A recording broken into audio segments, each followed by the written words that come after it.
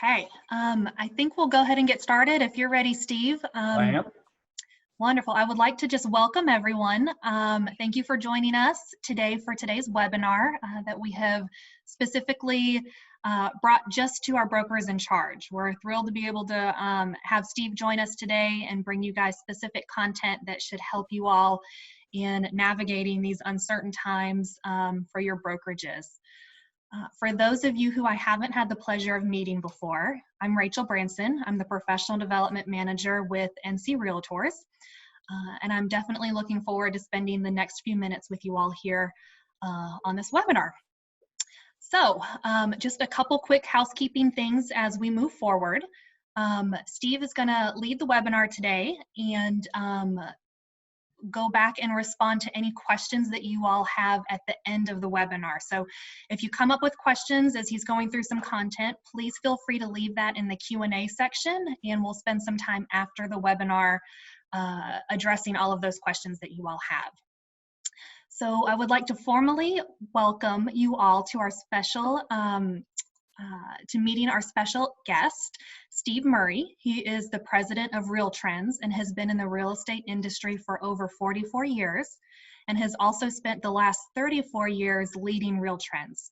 We're honored to have him join us today and share his expertise with all of you all in helping you all to know how to win the future. So anyway, Steve, thank you so much for joining us. Well, Rachel, thank you. And it's an honor for me to be on with this group of great brokers, some good friends of mine from North Carolina.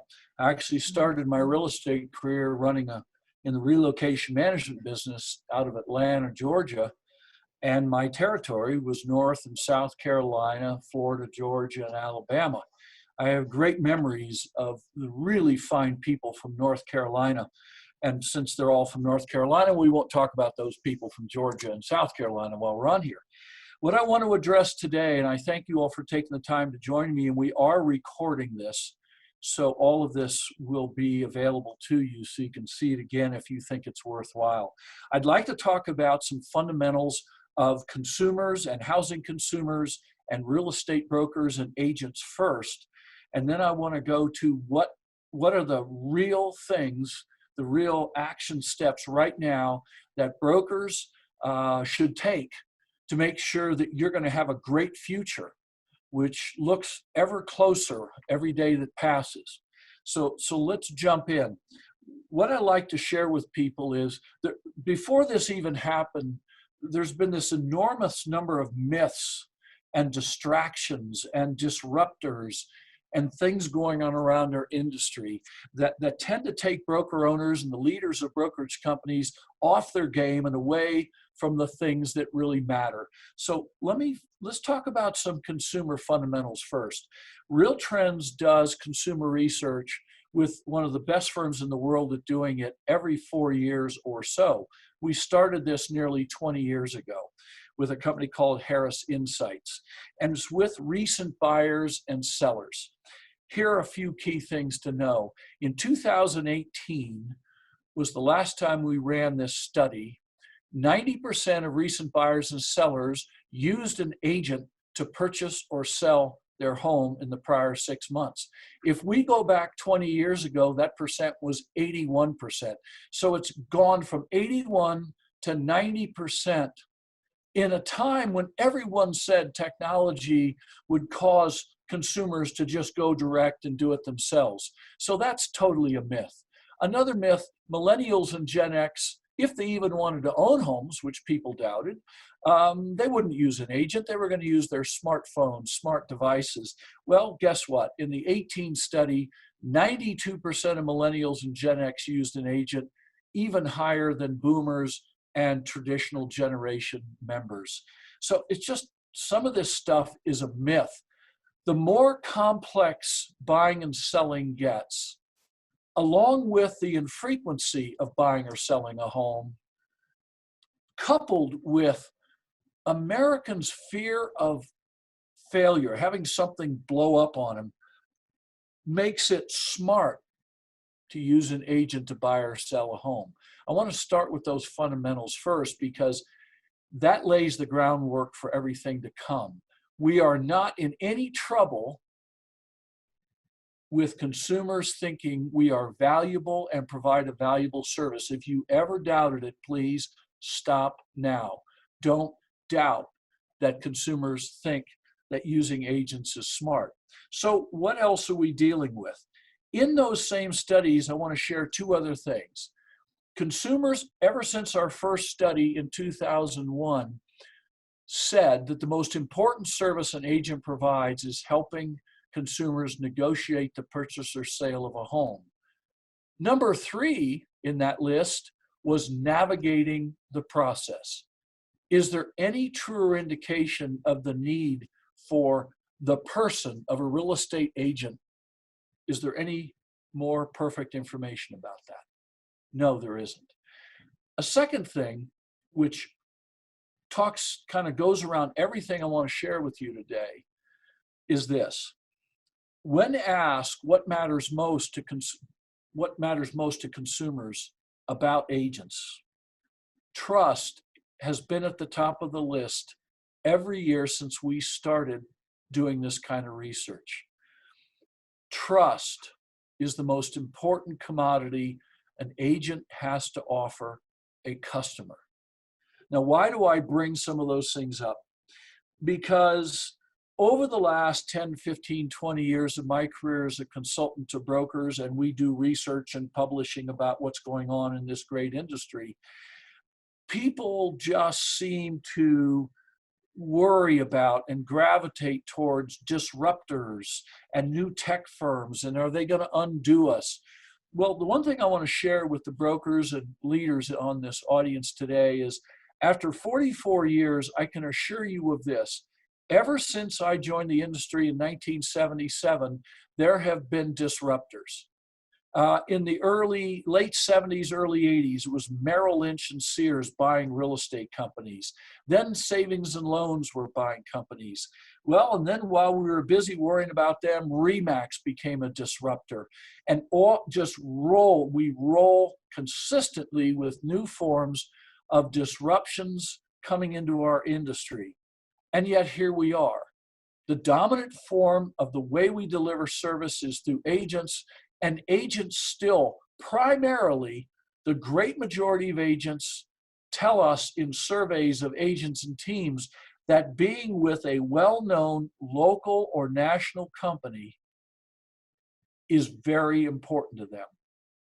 That was from a study 2 years ago we did with the California Realtor Association. Over 400 teams answered that question and said, and we followed it up with some individual agent studies, being with a good, strong, local brand name company or a good, strong company who's associated with the national brand were actually, after legal and regulatory guidance, was the most important value they saw in the brokerage they work with. So all of the information we're seeing right now tells us that people still want to buy homes. They want to move up, move down, enter the housing market, exit the housing market, buy homes as investments. All of that remains unchanged. There are some interesting things that have arisen based on COVID-19. Harris Poll, the same company that we do our research with, just 2 days ago came out with a study, a very big study, that showed that Americans are worried and concerned about their health,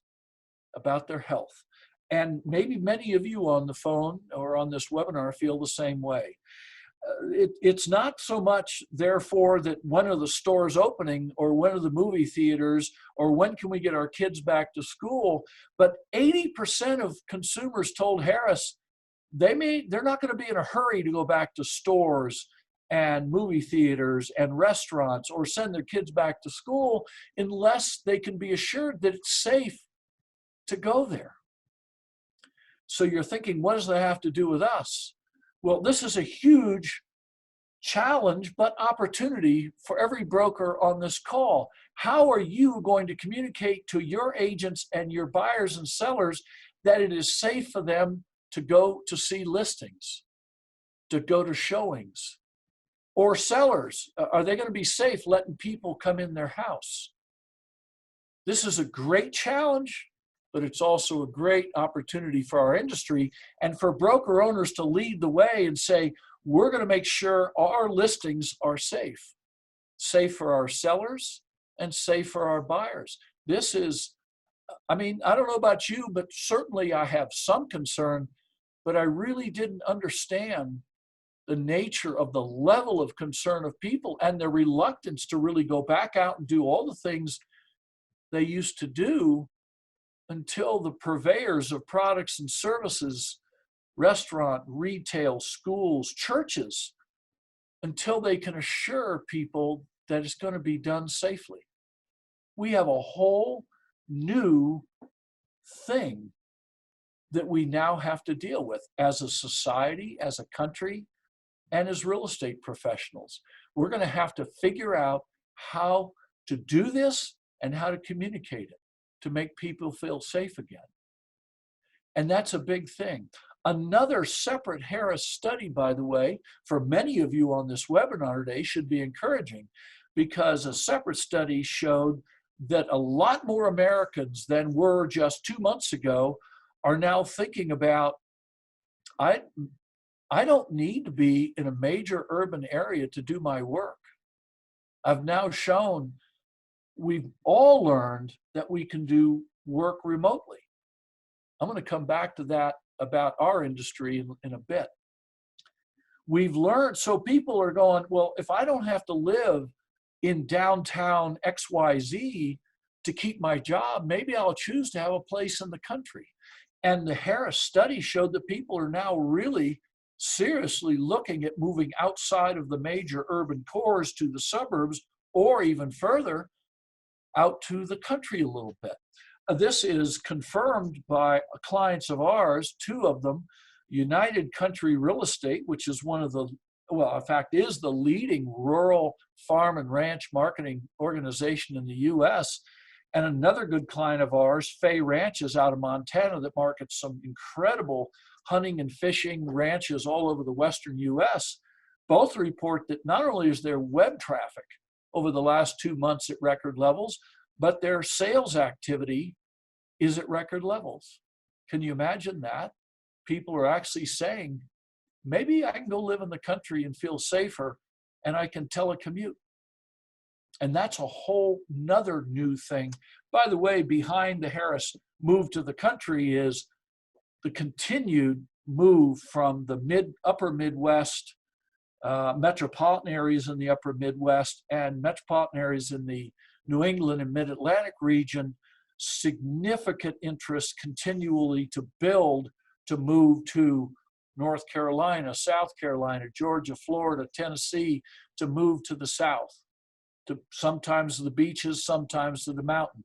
Probably not a surprise to anybody on this call, but there is going to be, if we have seen a really strong surge of people moving to North Carolina, for instance, wait till you see the next 5 years, according to all of Harris's polling information. So that's all to lead to, what can I share with you today? This is my 5th recession as an industry professional. It's the 4th time I've lived through a recession as a consultant and a researcher at Realtrends. Frankly, and I'd hoped never to have to go through a recession again, because none of them are fun, but here we are. What have we learned from past recessions and the behavior of brokerage companies in the past, whether it was the 88 to 91 recession, it was the short one in 2000, 2001, or the 2006 to 2009 housing recession? Each of them a little different, and the underlying causes were a little bit different. But nonetheless, some of the outcomes of which brokers made it through and which didn't is what we're here to talk about a little bit today. But first, let me tell you, I don't care whether this is 6 months long or a year long or a year and a half long, there are going to be a lot of brokerage companies and a fair number of agents that will not get through this because they don't plan for it, they don't act, they don't take steps to make sure they're here. And not only here, but come out the other side a better brokerage company than maybe going into it. To put that in perspective, we rank the top brokerage companies in the United States of America. It's called the Real Trends 500 and Nation's Best. 1,700 of the largest brokerage companies in the country. We've been doing this for 30 years. 1/4 of the top 500 firms in the country did not make it through the 06 to 09 recession. Disappeared, didn't make it. I saw back in the 88 to 92 recession, 4 of the 5 largest brokers in the Washington, D.C., Baltimore area did not make it through. The second largest privately owned brokerage in the country in New York, New Jersey did not make it through. Let me tell you what things you can do from my past experience in observing brokerage behaviors over a long time. Number one, get closer to your people. Now, I presume all of you have already done this. We have been coaching brokers to do this now for the last 6 weeks, saying no matter how close you are and how close you've been, you need to build stronger, tighter relationships with your staff and particularly with your agents and your teams. You need to be in a role of communicating with them frequently. Sometimes it's passing along market information. What is the company doing about this and this and this, and addendums to contracts, and how do we do it? And of course, I heard about the crazy state of North Carolina where the governor initially came out and says, we'll let every county and city make up their own mind about what's essential and what's not. God bless every one of you having to go through that. Here in Colorado, our governor made agents an essential service with a lot of restrictions, which made it easy. Everybody knew what the rules were. Let's put that aside. When we researched 500 firms through the last recession, we looked for companies that not only survived, but grew their agent count, their per person productivity, and their total volume. Turns out there were 17 companies that managed to do that through that last recession. We took the time to research each of those firms and interviewed the owner and the leaders of those companies. Every single one of them, in their own words, said the thing that got them through it is they got closer to their people than ever before. Ever before. Now, what is an actual tactic? Yes, many brokers are doing webinars, doing Zoom calls, they're doing Facebook Live, all good. Every bit of it's good. Email networks and chains, all wonderful. Call-ins. If you're a manager or a broker owner of a medium, small, large broker, it really doesn't matter. One thing I would do is go one step beyond that. And I would take the time to make a list of, first of all, your family members, and secondly, all your friends, your personal friends, and then your agents and your staff. And I would make it a point to call them on a regular basis, just simply to ask how they're doing and is there something you can do for them. I did this myself about a month ago now. I made up such a list of, I took care of family and friends and then called 50 past clients and customers just because I hadn't talked to them in a while. And I wanted to see how they were doing. And I can promise you, the reward was more back to me than it was to them. They were, in many cases, I was the first person who would call just simply to ask them how they were doing and how they're dealing with this. I have an agent client out here in Denver, an agent client, and she took it upon herself to call, and it's about 150 people on her call list. She not only called to ask how they were doing, she said, I'm going to be going to Costco this weekend. Is there anything I can pick up for you? I mean, you think about how important that is for all of us to connect with each other today. And each one of us is going through our own personal challenges or family challenges, and hopefully not too many health challenges. Get closer to your people more than ever before. Find your own way of doing it. When you have a group together, of your agents or your staff or a mixture. Also, when you set those up on regular basis, remember that horizontal communication is as important as vertical. I mean, you may be talking and sharing this way with them and they back with you, but be sure and provide time for them to talk to each other, whether it's through chat or text or email or whatever, or social media, whatever means possible. Second, you need to preserve capital or preserve cash. If you haven't already started on this, it's not too late. You should get to work on analyzing everything you're spending, every single thing you're spending, and make a determined a decision. Is that really necessary? Is that really necessary right now?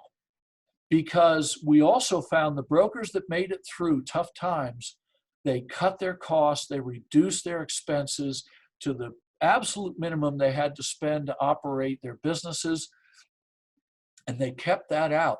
Every one of them, by the way, found out things they couldn't believe they were spending money on. It doesn't matter whether you're a brokerage with 10 people or you've got 500 people. It just simply does not matter at all, whatsoever. It is a great time, if you will, to clean house on this and clean up what you're spending money. I had a client not too long ago, and I tell this joke a lot, and it's not a joke, it's a true story. Two of them, to give an example of how crazy stuff can get. A guy said he had checked into how much money he was spending on bottled water and coffee in his offices, and it turns out he was spending $150 a month on bottled water and coffee, now times 3 offices times 12 months.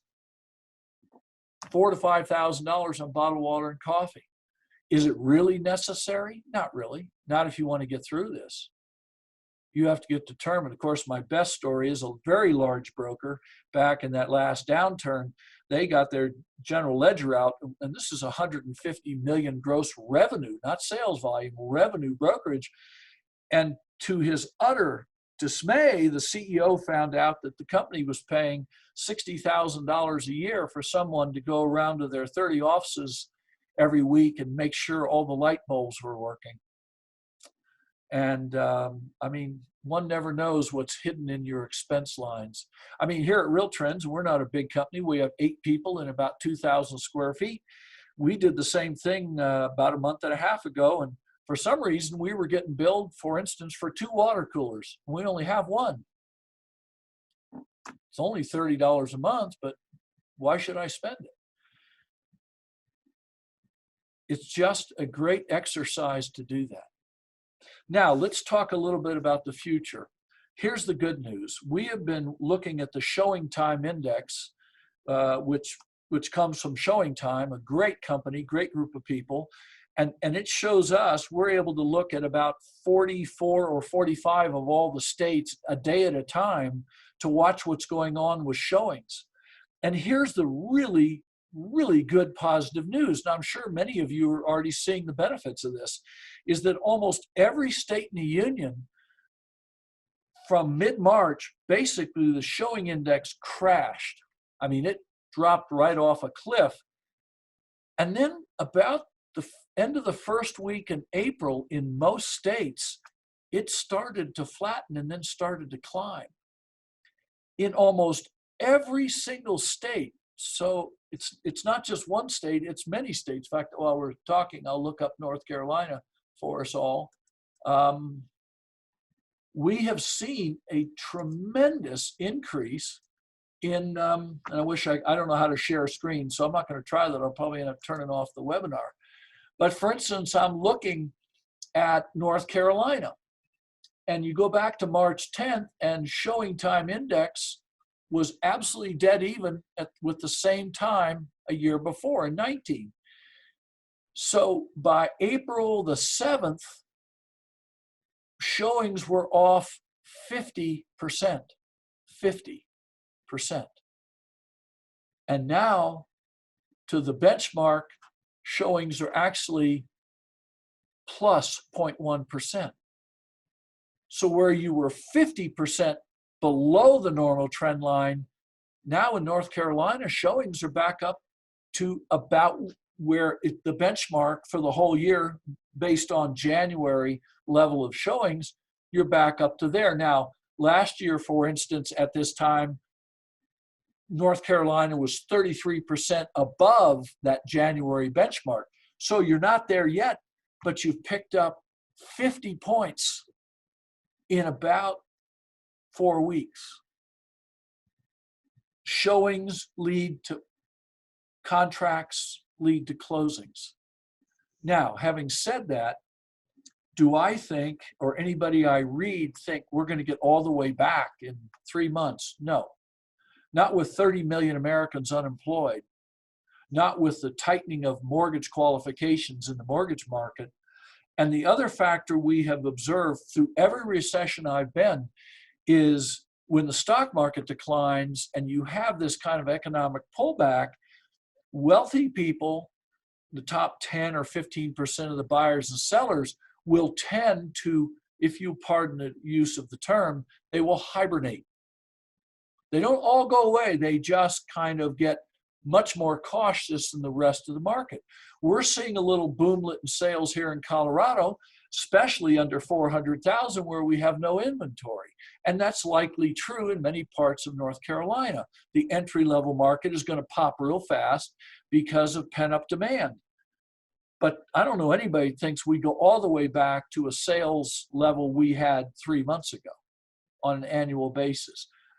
God bless us if we do. It just doesn't seem that's possible with the economic dislocations and the number of people out of work right now. But we are already coming back. We have probably seen the worst of it for this time. That seems to be clear. It's in all states, particularly as they open up, showings come right back. One last comment, then we'll open it up for questions. What I've also noticed is after each recession, there are both behaviors that brokers leave behind and new behaviors and habits that brokers take on as we come out of a recession. And I think it'll be the same here. So what do we think is going to get left behind?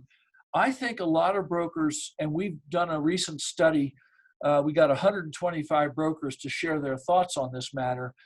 But I think mainly brokers are going to rethink office space. How much office space do we really need for ourselves and our agents versus how much is really used on a consistent basis? And is there a way to shed cost by not having as much office space for staff and agents? One of the things we've all learned, as I said before, is a lot of us can work remotely. We have 8 people here at Realtrends. 6 of them have been working from home for 6 weeks. Best I can tell, our business is still doing extremely well. I like to see my folks, and we have a Zoom call, get together for a couple hours every Monday. But you know what? I probably don't need 2,000 square feet going into the future. So number one, I think a habit that brokers are going to leave behind is just the age-old use of office space for staff and agents. What new behavior do we think is going to come on now is I think it is now time for our industry to really kind of mature about the use of technology. And I think that if there are still tens of thousands of agents and brokers in the United States that don't use online forms, hard to believe, but there are, or online digital signatures, or an integrated transaction management platform to integrate all that, or don't integrate that with the brokerage operating system so that all that data can be accessed no matter what tool you're using, I'm fairly and highly confident that we're going to see brokerage companies and agents start to understand now that the best way to run their business, if you will, is online virtually. Now, I am not saying that an agent building relationships with customers is done online. It's reinforced, but I think as time goes by, we'll see more and more of the person-to-person relationships, as we will see with brokers and their agents. But certainly, so much of this can be done online in a seamless platform. And I think we're going to see the end of the, or beginning of a true paperless industry that just doesn't need to use forms or paper forms anymore when it can be delivered, distributed, and reformed and reviewed and notarized and signed online. And it will reduce complexity and conflict and cost as the industry really moves to adapt that. That'll be the big new behavior of the next few years. So that circles back then to close with this. No matter that technology, no matter we cut costs, the most important thing we all have to remember that we got away from the last 5 or 8 years is, for a broker owner, the most important asset you have is your relationship with your agents and your staff. And as I talk to my own clients and ask them, well, how much time do you personally spend building that relationship and building those skills with those people, but building a close relationship with them? And you can't find a single owner or leader in the country that wouldn't admit that they were spending too little time on that and too much time on other things. I think we've been convinced again with all kinds of data. Consumers want to have a trusting, professional relationship with their agent. They're not going to run to online, discount, virtual, I don't know the person, brokerage companies like everybody feared. No, 2/3 of consumers report to us they picked an agent because they know one or someone they know referred them. And that's been the same for 30 years. I think that we need to get back to understanding, as broker owners and leaders of companies, the most important use of our time is building relationships with the agents we have with our company, and even those we'd like to have with our company. It goes back to a sense of that fundamental thing. It also talks about the fundamentals of how we're going to need to encourage buyers and sellers to feel safe buying and selling through us again. One last comment. A lot of broker owners listening in, and I'm hoping some other people have their ears closed, but I have noticed this all over the United States of America over the last 6 to 8 weeks. And I want to say this. If you at one time or another wondered why you paid realtor dues, well, that should be out of your mind now, because without the efforts of the state and local association of realtors and the National Association, I mean, hand-to-hand combat with the governor of North Carolina and your state association working with the locals to get the ability for you to continue to do your business, you would have been shut down. Without NAR working at the federal level to get unemployment benefits extended to real estate agents, those who need it would not have had any access to it. If you ever wanted to know the value of the Realtor Association, in short, for the political, legislative work they do, now would be a nice time to drop a note or an email to the men and women at the local and state association and even the National Association, and just say thank you for your efforts to make sure we could still practice our trade, our profession. Because I know many men and women who are state association CEOs and the local association CEOs and some of the people at the national level. And I will guarantee you these people for the last 2 months, they have been in hand-to-hand combat with governments around the country to preserve the right for real estate professionals to practice their trade. Now, they didn't always win. And let me tell you something, you ought to be particularly pleased that you got to win at all in North Carolina. The governors in Pennsylvania, Michigan, and New York just simply shut the industry down, and their business is off 90 to 95%. And I know it's not quite that bad in North Carolina, although in some places it is, where the local government authorities ignored the realtors' position on this and shut the business down. Anyway, with that, Rachel, I will invite questions to this program and welcome any and all. I'll look at my Q&A and see if I can spot them. Are you on, Rachel? I am on, yes. So we have a question. Our first one is from Cindy Crawford. And Cindy asks, with respect to office space, by eliminating it, how does one balance the requirement to supervise our provisional brokers and not have large overhead with office space? I think my answer to that is I've seen a couple of broker models where the supervision requirements are fairly stiff. They turn their office space into a combination of conference rooms and open workspace, shared open workspace. They're able usually to shrink that overall space by a third to 40% for the same number of agents. And that way agents can come in, they can reserve a conference room if they need to meet clients or if they just need a quiet place to work, or they can work in the open shared space and it's big enough to have office meetings. But it's just reconfiguring and shrinking that space and doing away. I'm saying where I'm going with this is a lot of brokerage companies are getting rid of a lot of private and semi-private offices for agents who across the country, a lot of brokers will admit it's only being used 3 to 5 hours a week. Right. Wonderful. Do we have any other questions that you all would like to submit? We've got a Q&A feature at the bottom of your screen. Please feel free to submit any open questions that you all may have for Steve.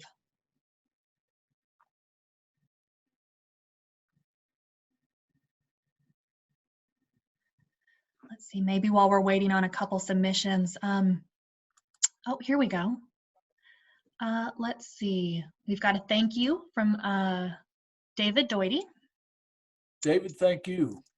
I hope it was, the main thing is I hope everybody who took the time to be on this for the last 40 minutes or so, you got one thing of value. That would be my prayer, that for the time you shared, you got one thing of value. So. We have another question, let's see, from Carlos Campos. Carlos says, do you have estimates for market growth in North Carolina after the virus? I don't, actually. I don't have that level of detail about North Carolina, but look, it's one of the most beautiful places in the country. I've been there dozens and dozens of times in my career and sometimes on vacation. It's just a lovely place, and I think you're going to be a magnet for a lot of people that want to, as I said, want to come out of the Mid-Atlantic, Northeast, and Upper Midwest metro areas. Because, I mean, is there any, how many states have actually had James Taylor write a song about him? Isn't that the truth? Yeah. Not very many. Let's see here. We've got a few popping up now. Yep. Let's see. Any suggestions for small indie brokerages during this time frame, aside from strengthening relationships with past clients? Yeah. There is no one size fits all in our industry of where agents like to affiliate their business. That is absolutely unequivocal. There are agents who it's about the money. It's about the commission split. It's about the fees. There are others, it's about the brand. There's others about I'm with the largest firm in the marketplace. There's an infinite variety out there. And all I can share with you is you can't be Nordstrom's and Walmart at the same time. And that's where a lot of brokers make their mistake. You can't be Walmart and you can't at the same time. It doesn't work. It may work short term. It can't work for long. If I am a small indie broker, it doesn't matter where I'm doing that business, I am going to be fairly tough about who I am and what kind of business I want and what kind of people I want to have associated with me. And I'm going to make it quite clear that if my goal is to have that kind of firm, that's the kind of firm I'm going to have. And regardless, I'm not going to worry about how big I am and how many transactions I did overall, but I'm probably going to be concerned about what kind of people am I associated with, what kind of service do we provide, what can I tell consumers about the kind of service we provide. I mean, on a bigger scale, I look in Denver, Colorado, and one of the largest independents here in town has now been in business almost 40 years. They have the same commission plan they've had since they founded the company 40 years ago. they're one of the top 3 or 4 brokers in the nation in terms of per person productivity, and yet they're the most expensive sizable brokerage in this town. How can that be? In Denver, where there's one broker that has 2,000 agents at $75 a month and $200 a transaction, and dozens of others like that. How can that firm exist? Well, they simply a long time ago said, we're going to be the kind of company where only top producers can be. And they built a support system for them, but the culture and the support system, and they continue to be a large brokerage in terms of volume, but they're never going to be the biggest, and they never cared to be the biggest. They say, we care about the kind of agents that work here and the kind of job we do. I mean, a funny thing they were the last to adopt faxes, the last to adopt email. I mean, they even had a rule for 30 some odd years that men had to wear coats and ties to work. Can you imagine? Mm.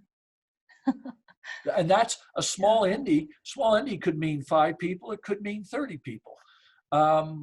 Could be your small indie in Charlotte. It could be, and that's 30 people. And I know some smaller indies in Charlotte that have done well for years. I mean, been around 30, 40 years, and they're doing fine. I don't want to pick on anybody because they might be on here. That leads us perfectly into our next question. You mentioned earlier in your remarks about buyers and sellers perhaps wanting trusted, more national brands.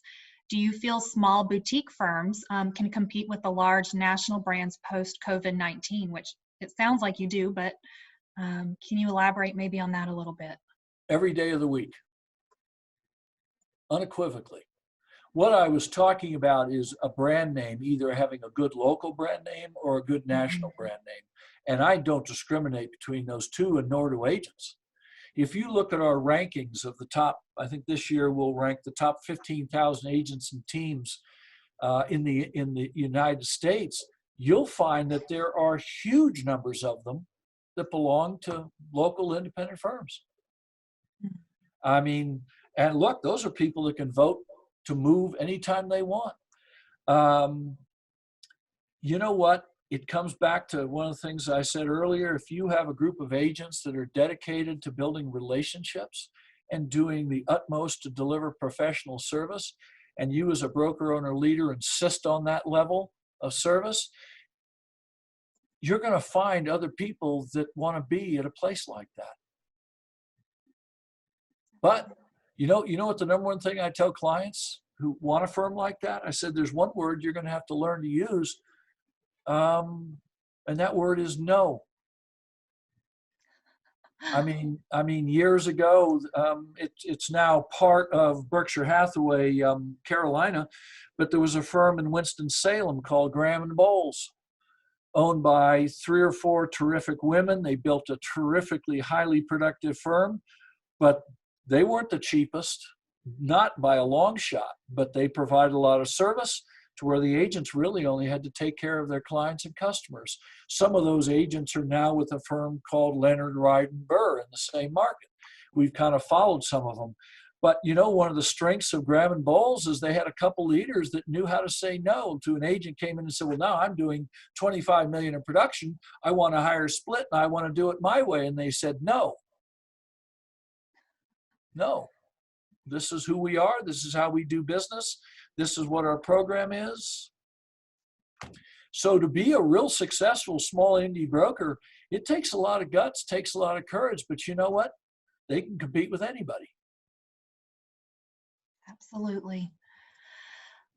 Steve, do you see a continuation of virtual showings and virtual open houses once the COVID-19 crisis comes to a close? I do, and let me tell you for this reason why I think that. I don't know that most people have come to grips with the fact that COVID-19 is never going away. It's never going away. It's here now permanently. It'll come back. Like influenza A and B, it'll come back. And it's going to hurt people and kill some people every year we're alive from now until the time we're not here anymore. And so you will have sellers and you will have buyers that prefer that because they won't want people in their house, or buyers won't want to go into the house. And sellers will tell you, and agents have to be able to offer that as an option. I think that's till the end of time. Now, do I think that's a majority of people? No. I think if you develop protocols and practices to make sure these homes are as clean and as they can be and safe as they can be, I think most people still going to want to go in and look at a house. I can't imagine. I wouldn't even buy an investment property unless I got a chance to go in it. I think most people are that way. But there's going to be a segment of the population that they're going to want to depend on virtual tours. So I wouldn't think you can do away with that capability anytime in the near future. And COVID-19 will always, now we'll have a vaccine, hopefully. I mean, I think everybody right now wishes we could have a vaccine tomorrow. But that's not likely to happen. But even when we have one, we have vaccines for flu, and most people don't understand. We still have 30 million people in America get sick with the influenza. And believe it or not, somewhere between 40 and 60,000 people die every year from the flu. So it's part, the funny thing, I'll tell you an aside for it. I tell too many stories. In Japan, 2 months ago, when they first started really dealing with COVID-19, and all of a sudden everybody started remembering to wash their hands more and shake hands less, all of a sudden their incidence of flu fell off the table. I mean, just common sanitary practices, all of a sudden you didn't have as much flu. I think that we've learned a valuable lesson, and washing hands and sanitizing, and maybe shaking hands goes away. I sure hope not, but you know what? It's always going to be with us. And so we have to be prepared for virtual tours as either a standard practice or optional for our sellers. Absolutely. To kind of head a different direction for a couple minutes, we've had a few questions regarding vacation rentals, and do you think that industry is going to pick back up? I don't consider myself an expert in it, but I know that all the brokers I do work with, whether it's your part of the country, I just talked to a bunch of folks on the coast of South Carolina this morning, and some folks in Cape Cod, and the business has kind of disappeared for right now, particularly summer rentals. I'm assuming that we're going to have to, just like I've already spoken about, people who want to be in that business are going to have to figure out a way to assure renters that their places are absolutely 100% safe. And I'm not saying I have an answer for how we do that, but that's the goal. That to rebuild that business, I think you're going to have to work at that. The good news is, there's a whole bunch of people who've been locked up in their houses the last 6-7 weeks. They're probably dying to get to a beach place on the coast of Carolina. But I think you think about it carefully. Any of you travel to go to a place you're not at home? Would you go to, the mountains of Colorado to an Airbnb and rent it right now? We're going to have to rebuild trust that the owners and managers of vacation rentals are going to make sure these places are as clean as it can be. Now, look, there's some percentage of the population won't give a rip. They'll take their chances. But I think, according to Harris, the great majorities of people say, I'm probably not going to go do that or that or that until I can be assured it's safe. I agree. Let's see here. We have one more question from Carlos, who wants to know, what are your insights on the nationwide growth rates, or do you see a decline for the second half of the year? And I'm assuming growth rates in terms of housing sales, or growth rates families or housing sales. We're on an uptick now, and we're going to be on that uptick for probably another 60 to 90 days. I just don't think we get back to the level where we were in January, February, and March in closings on an annual rate. We'll be somewhere below that. Could be 15%, 20% below where we were, because the demand side is not going to be as strong as it was 3 months ago. Our supply side was a problem back then, and it's still a problem. We just don't have enough inventory. Denver, Colorado has 1.1 months of inventory. Wow. I mean, we essentially, and I know North Carolina, a lot of the markets there, whether it's the Triad, the Triangle, Charlotte, you know, the Coast, Wilmington, Wrightsville Beach, those areas, I talked to brokers there, their inventory is troubled. There's just not enough homes for all the people who own homes. But I think we're going to keep growing for a couple months till we hit a level that's supportable by the people that have jobs, and then it'll probably level off. Let's see. Brett has a question that follows up to these last comments. Are you speaking of a dead car market bounce? Would we work through this pent-up demand and then backslide on demand and transaction volume? Is he referring to a dead cat bounce? That is probably exactly what he meant, and I just read it for car. You know, I know I'm in the South when I hear that term. I used it one time up in Indiana, and there was a person in the audience who had just lost their cat of 16 years who just ripped me a new one for talking about dead cat bounce. No, this is not a dead cat bounce, because this thing has hit the bottom and now is coming back up pretty nicely. It's just not going to go all the way back. In a way, I guess that's dead cat. Dead cat generally just goes down, does nothing. Mm-hmm. This has come back up. Once they let agents do their work, and we started doing some of a little bit of protocols of safety and showings, and started being able to process online, and the fact that, you know, the people who still have jobs probably going to keep them if they haven't already lost them. So I know friends here in Denver think this is a great time to go out and buy investment real estate, because they figure there's just less people out there doing it. It's not the case. There's still a lot of young families are keeping their eyes wide open. If they have jobs and they have the money for a down payment, they're pouncing on these entry-level homes out here. Absolutely. And then I think our final question from Walt is there any way that we can get copies of the stats that you used in your presentations? Yep. Wonderful. I will email Rachel the 2 Harris studies and the Against All Odds study we did a couple of years ago. I'd be glad, and they can share them with everybody. We have permission from Harris to share it, and we'll get on it. I see. Okay. Yep, I'll get those to you today. Perfect. And then just to add on to that, what I'll do is I will share the recording of our webinar with links to those stats in an email that will go out to all of you brokers in charge within the next few days. So keep your eyes open for that email that will come from NC Realtors that will give you, again, a copy of this webinar in addition to all of those resources for you to be able to go back and reference.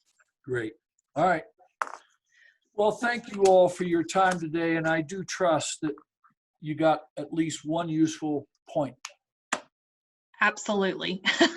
Steve, I can't thank you enough for joining us. Yep, thanks. Absolutely. Have a great afternoon, everyone.